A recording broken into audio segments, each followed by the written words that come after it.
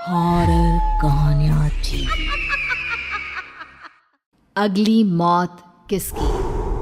संजीव अपने दोस्तों राघव और प्रतीक के साथ बियर बार में बैठकर बियर पी रहा था। संजीव आज बहुत खुश लग रहा था। अरे यार, आज की पार्टी में तो मजा आ गया। तुम दोनों दोस्तों के साथ तो मेरी जिंदगी इतनी अच्छी है कि क्या बताऊं कितनी अच्छी है। अरे भाई, अब दोस्ती की है तो जीना मरना सब साथ में। हाँ अरे यार सुनो, जल्दी से एक बियर और ऑर्डर करते हैं ना, एक आखिरी, और उसके बाद ये जश्न यहीं खत्म हो जाएगा। अरे हाँ, क्यों नहीं। वेटर, जल्दी से 2 बियर की बोतल लेकर आओ। आज मेरे दोस्तों को जश्न मनाना है, क्यों? इतने में वहां पर एक बहुत सुंदर लड़की छोटे छोटे कपड़े पहनकर हाथ में बियर की बोतल लेकर उसके पास आती है। ये लीजिए, आपने बियर ऑर्डर की थी ना, मैं लेकर आ गई। क्या बात है यार, इस बार की वेटर तो बड़ी सुंदर है। अब बियर लेकर आई हो तो अपने हाथों से ही पिला दो ना। हाँ, क्यों नहीं, जैसा आप बोलोगे मैं वैसा ही करूँगी। क्या बात है यार, अब तो लगता है रोज यहीं आना पड़ेगा। उसके बाद वो लड़की उन तीनों को बियर सर्व कर देती है। पार्टी करने के बाद वो तीनों अपने अपने घर जाते हैं। प्रतीक, संजीव और राघव को उनके घर छोड़कर जैसे ही अकेला अपनी कार में आकर बैठता है तो अचानक उसे एहसास होता है जैसे उसकी कार की पीछे वाली सीट पर कोई बैठा हुआ है। वो तुरंत पीछे मुड़कर देखता है। तुम यहाँ क्या कर रही हो? और तुम मेरी कार में कब आई? अरे तुम तो बार में वेटर थी ना। बस ऐसे ही मेरा दिल कर रहा था आपके साथ आपके घर चलने का, इसलिए मैं आपके साथ चली आई। अरे लेकिन तुम मेरी कार में आई कब? अभी कुछ देर पहले तो यहाँ पर मेरे दोस्त बैठे हुए थे। प्रतीक के इतना बोलते ही उस लड़के का चेहरा खतरनाक तरीके से बदल जाता है। उसकी आंखें पत्थर की तरह सफेद और पूरे शरीर पर नीली नीली नसें उभर आती है। गाड़ी चलाओ, पूरी स्पीड में चलाओ, और अगर तुमने गाड़ी रोकने की कोशिश भी की तो मुझसे बुरा कोई नहीं होगा। डर की वजह से प्रतीक के पसीने छूटने लगते हैं। उसका शरीर बुरी तरह से कांप रहा था। प्रतीक बिना कुछ सोचे समझे कार को फुल स्पीड से चलाना शुरू करता है। चलते चलते वो शहर से दूर एक पहाड़ी पर पहुंच जाता है और सामने अब सिर्फ पहाड़ी का किनारा दिख रहा है, जिसे देख प्रतीक घबराकर अचानक से कार को ब्रेक लगाता है। देखो, मुझे छोड़ दो मुझे। अगर मैंने गाड़ी जरा सी भी आगे बढ़ाई तो हम दोनों नीचे गिरकर मर जाएंगे। ये तो तुम्हें पहले सोचना चाहिए था ना। अब कुछ नहीं हो सकता।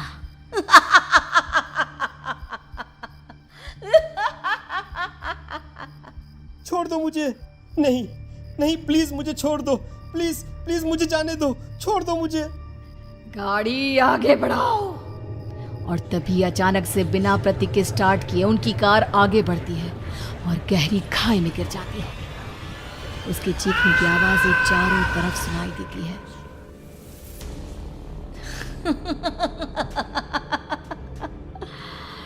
तुझे मारकर मेरे कलेजे में जल रही आग को थोड़ी शांति तो मिल गई, लेकिन अभी ये कहानी खत्म नहीं हुई। और फिर अगले दिन राघव और संजीव को पता चलता है कि प्रतीक की पहाड़ी से नीचे गिरकर मौत हो गई।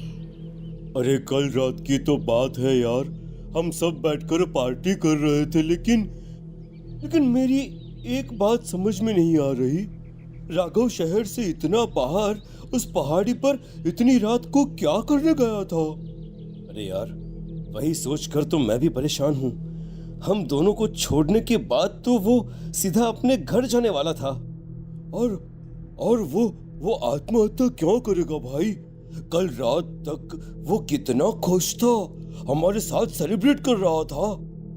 हाँ, लेकिन पुलिस ने तो यही कहा है कि प्रतीक ने अपनी कार को जानबूझकर पहाड़ी से नीचे गिरा दिया और आत्महत्या कर ली।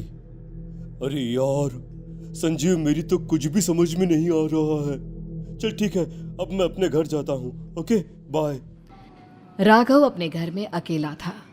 दोपहर का वक्त था। तभी दरवाजे की घंटी बजी। कौन है? अरे 1 मिनट रुको, अभी आता हूँ।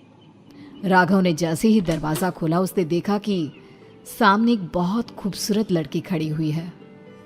कौन है आप और यहाँ किससे मिलने आई हैं? देखिए ना, बाहर बारिश शुरू हो गई थी, मेरी गाड़ी खराब हो गई है। आपका घर नजर आया तो सोचा कुछ हेल्प ले लेती हूँ। क्यों नहीं, आइए ना, आइए आइए। मेरे कपड़े पूरे भीग चुके हैं, क्या आपके पास टॉवल मिलेगा प्लीज? राघव अपने बाथरूम से एक टॉवल लाकर उस लड़की को देता है। थैंक यू सो मच, अब मैं चलती हूँ। अरे इतनी क्या जल्दी है? आप चाहे तो बारिश रुकने तक यहाँ पर रुक सकती हैं।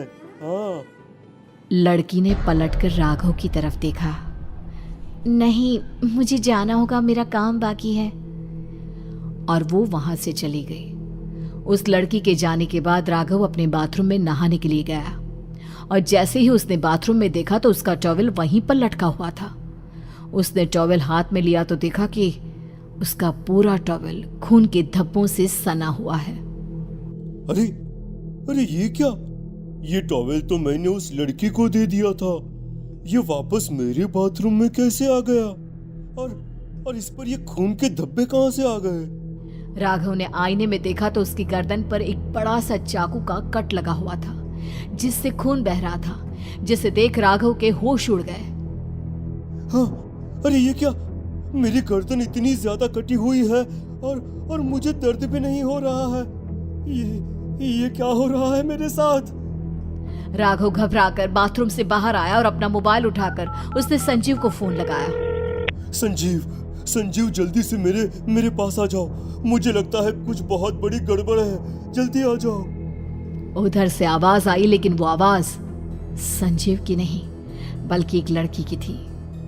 कुछ अजीब नहीं हुआ है, बस तुम्हारी मौत तुमसे मिलने आई थी और तुम्हें मारकर चली गई। अब तुम इस दुनिया का हिस्सा नहीं हो राघव, इसलिए तुम्हें अपनी गर्दन के कटने का दर्द भी महसूस नहीं हो रहा। नहीं, ऐसा नहीं हो सकता, ऐसा नहीं हो सकता। कौन हो तुम? तुम्हारी मौत। अब संजीव के पास खबर पहुंचती है कि राघव ने अपने ही घर में चाकू से गर्दन काटकर आत्महत्या कर ली। ये सुनने के बाद संजीव के होश उड़ गए। वो पसीने से तरबतर हो गया और एक अनजाना डर अब उसके दिल को सताने लगा।